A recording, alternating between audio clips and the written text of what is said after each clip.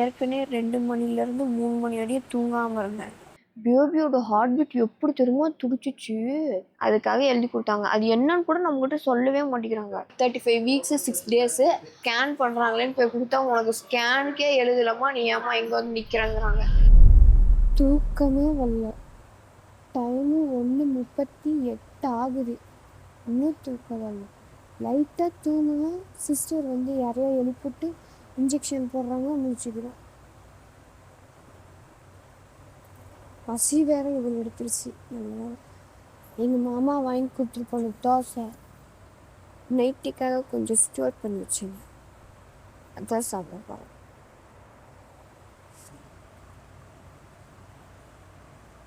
ஒரு மாதிரி இழுச்சிட்டு வர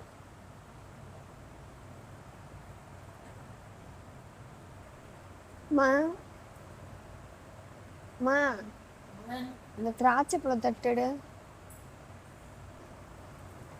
தோசை நேரத்துக்கு வேண்டாம், அப்புறம் காலையில் வாமிட் வேற வரும்.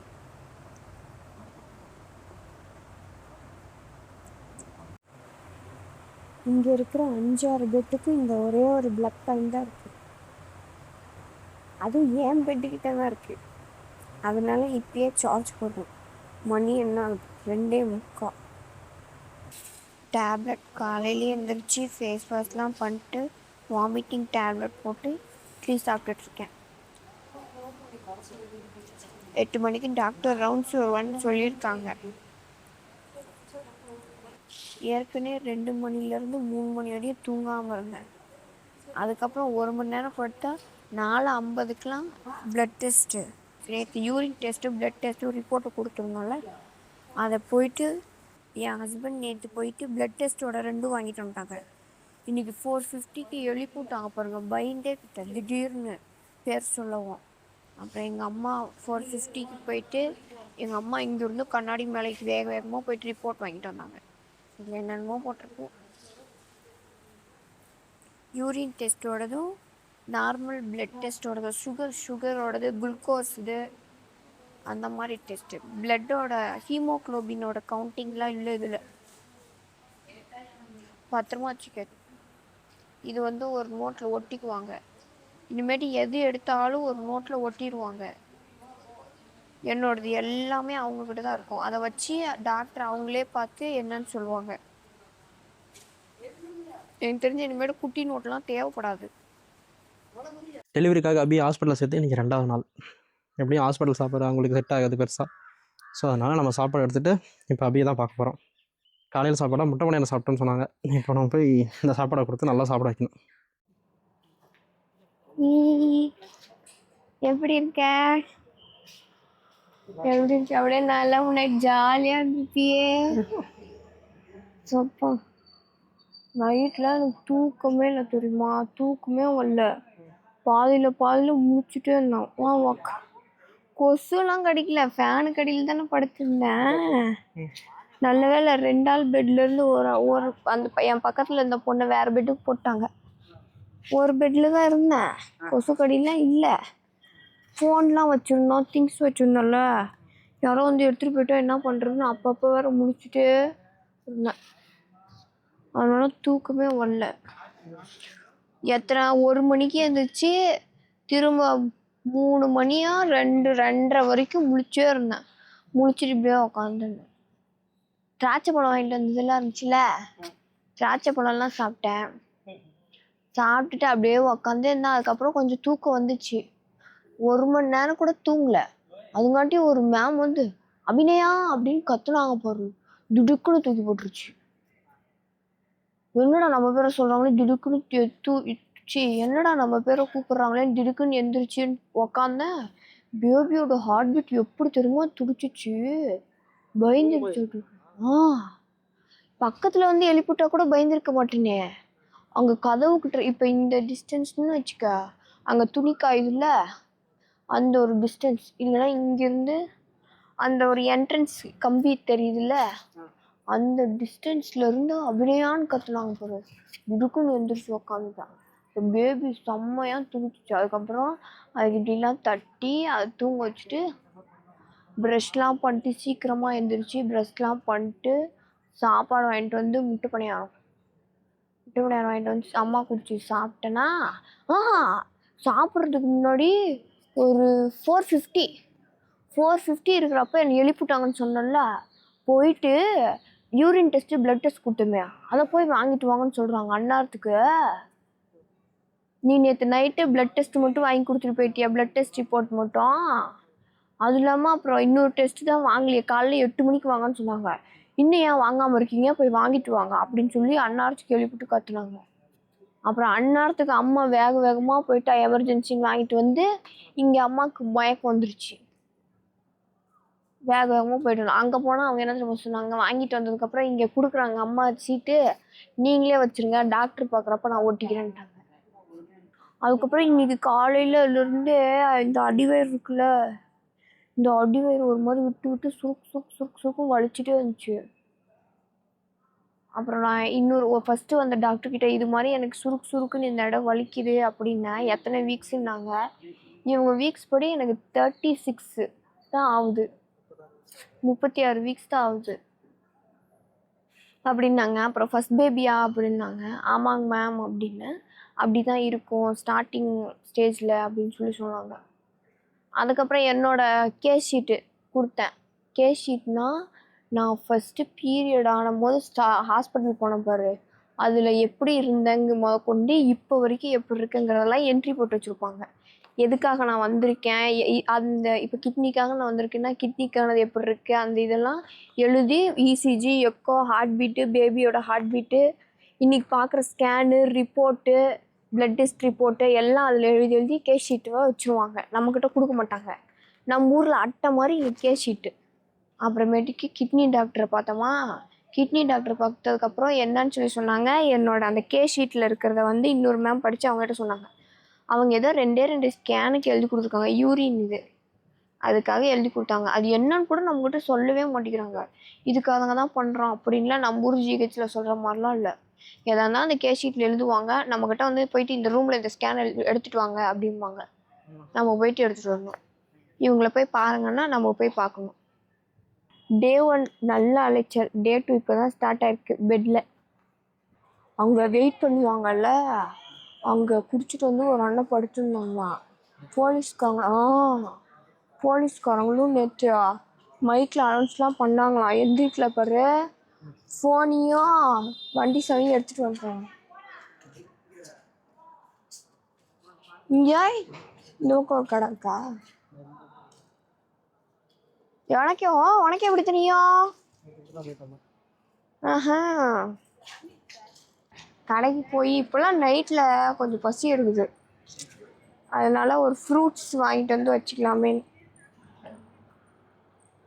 ஃப்ரூட்ஸ் வாங்கலான்னு போனோம். இந்த பக்கமாக வந்து ஒரு கடை இருந்துச்சு, அங்கே ஃப்ரூட்ஸில் எல்லாம் ஸ்நாக்ஸ் இருந்துச்சா, சரி சாப்பாட்டுக்கு கடிச்சிக்கிற மாதிரி இப்போக்கும் நைட்டுக்கும் சாப்பாட்டுக்கு கடிச்சிக்கிற மாதிரி போண்டாவும் கேக்கு, ப்ளைன் கேக்கு 2 பீஸும் வாங்கினோம். போதும் இன்னைக்கு ஒரு நாளைக்கு. நாளைக்கெலாம் எங்கள் அத்தை வந்துடுவாங்க. கொஞ்ச நேரம் ஃப்ரீயாக என் ஹஸ்பண்டோட வேப்ப மரத்துக்கு காற்று வாங்கிட்டு இருந்தேன். இப்போ திரும்பி அந்த ஜெயிலுக்குள்ளே போகிறேன். ஸோ வா, ஒன்று விட்டாங்கன்னா எனக்கு அது வந்து அந்த இடமே நல்லா ஒரு கூலிங் ஸ்பாட்டாக ஆகிடும். என் ஹஸ்பண்ட் எனக்கு சாப்பாடு விட்டுட்ருக்காங்க. எங்கள் அத்தை சாம்பார் சூப்பராக வச்சுருக்காங்க. கேரட்டு, பீன்ஸு, முருங்கைக்காலாம் போட்டேன். நீ 2 வாய் சாப்பிடு. நீனே சாப்பிடு. காலையில் நீ சாப்பிடவே இல்லைல்ல, நீ வச்சுக்க.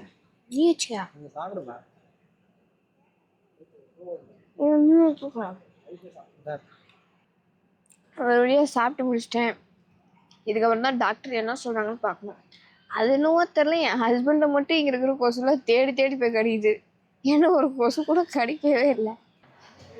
காலையில் இட்லியும் சாம்பாரும் போட்டாங்க. இப்போ மதியத்துக்கு பால் 1 டம்ளரு, முட்டை, பழம், சாப்பாடு, கீரை, ரசம், சாம்பார் போட்டிருக்காங்க.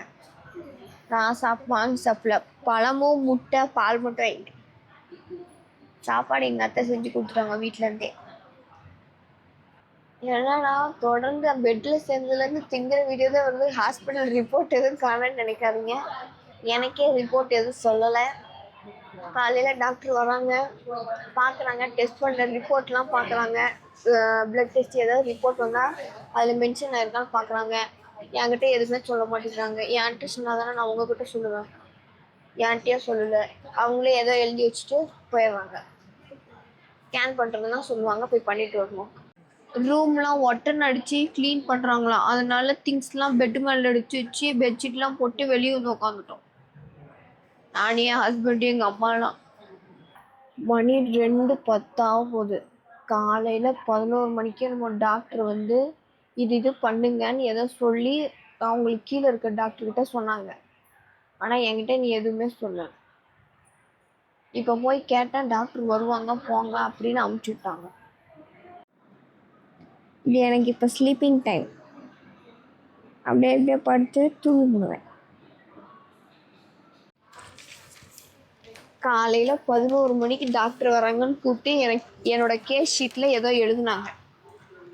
டுடேன்னு போட்டு தான்.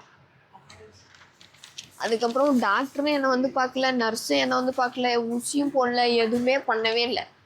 இதுதான் சொல்லவும் இல்லை. இந்த ஸ்கேன் பண்ணணும்னு சொல்லலை.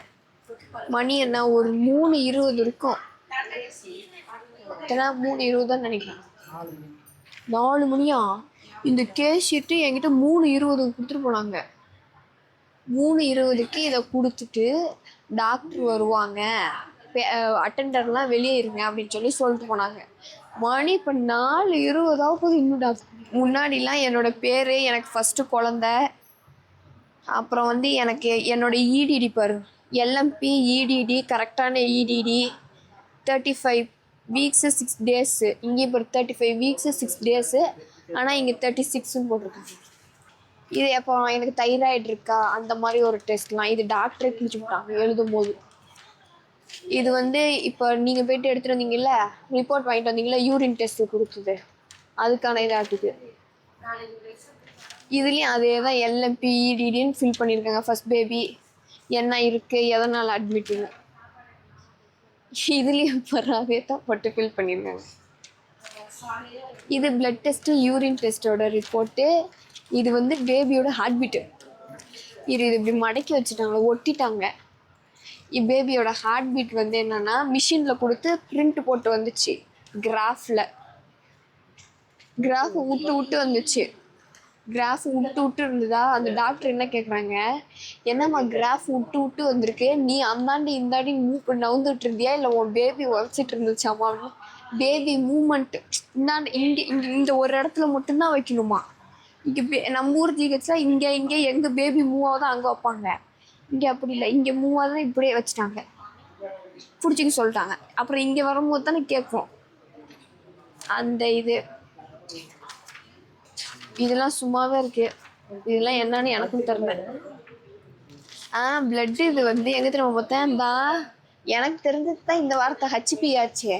சும்மா கேஸ் ஷீட் கொடுத்ததுக்கப்புறம் திருப்பி பார்க்குறேன் ஹச்பின்னு போட்டு 11.4 சொல்லியிருக்காங்க. ஒரு எம்எல் ஒரு இது எக்ஸ்ட்ரா இருக்குது. அப்புறம் இது பிபி. எனக்கு 8வது மாதத்துலேயே தலை கீழே இருக்குன்னு தானே சொன்னாங்க.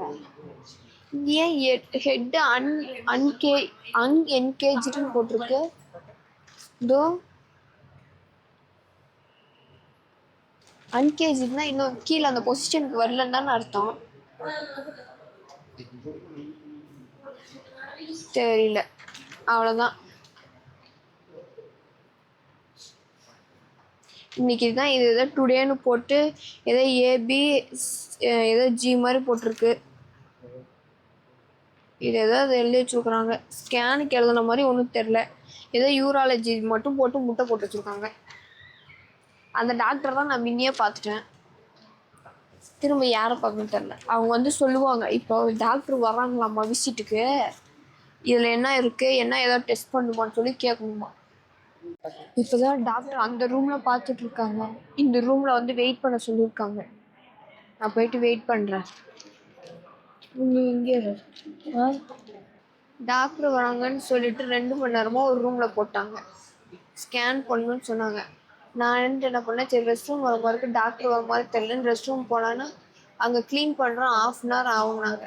அங்கேருந்து இன்னொரு ரெஸ்ட் ரூம் போனால் அது லாக் பண்ணிட்டாங்க. 3ஆவதா ஒரு ரெஸ்ட் ரூமுக்கு போனால் அங்கே போனால் ரெஸ்ட் ரூமை பார்த்த உடனே தலைலாம் சுற்றுது. அப்படியே ரெஸ்ட் ரூம் போயிட்டு வந்து திரும்ப இங்கே வெயிட் பண்ணிட்டு சரி ஸ்கேன் பண்ணுறாங்களேன்னு போய் கொடுத்தா உனக்கு ஸ்கேனுக்கே எழுதலம்மா நீ ஏம்மா இங்கே வந்து நிற்கிறேங்கிறாங்க. ஒரு மேம் தான் வந்து கூப்பிட்டுட்டு போனாங்க. திரும்ப இப்போ இன்ஜெக்ஷன் போடுறதுக்கு ஒரு சிஸ்டர் வந்து இன்ஜெக்ஷன் இடுப்பில் ஒன்று கையில் ஒன்று போட்டாங்க. அவங்கக்கிட்ட போய் கேட்டால் இப்போ மாதிரி ஸ்கேனுக்கு போக சொன்னாங்கன்னா உனக்கு ஸ்கேன் பண்ணலையா அப்படின்னு சொல்லி கேட்டாங்க. ஏதோ ஸ்கேனுக்கே எழுதலையா மேம் அப்படின்னு சொல்லி சொன்னேன். அப்புறமேட்டு திரும்ப கிட்னிக்கு இதை பற்றி கேட்டதுக்கப்புறம் உனக்கு வேறு ஸ்கேன் டாக்டர் வருவார் அப்படின்னு சொல்லியிருக்காங்க. இப்போ திரும்ப நான் குடிச்சிட்டு வேறு தண்ணி குடிச்சிட்டு போகணும். ஊசி போட்டது வேறு வலிக்குது. தேய்ச்சி விடுமா சித்தம். நாக்கு வர வறண்டு போகுது. அடுத்த ஒரு விளாக்ல பார்க்கலாம். பாய். தொடர்ந்து இணைப்பில் இருங்க.